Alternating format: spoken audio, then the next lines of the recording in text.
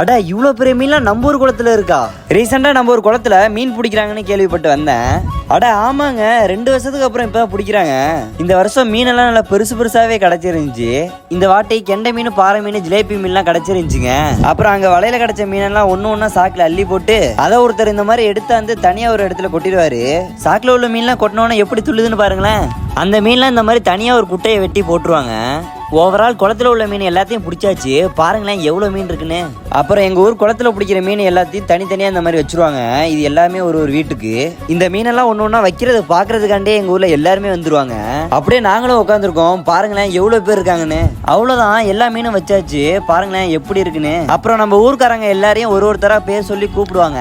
கூப்பிட்டதும் போய் வாங்கிக்க வேண்டிதான். அப்புறம் இந்த மாதிரி பெரிய பெரிய மீன் என்ன பண்ணுவாங்கன்னா ஏலம் விட்டுருவாங்க.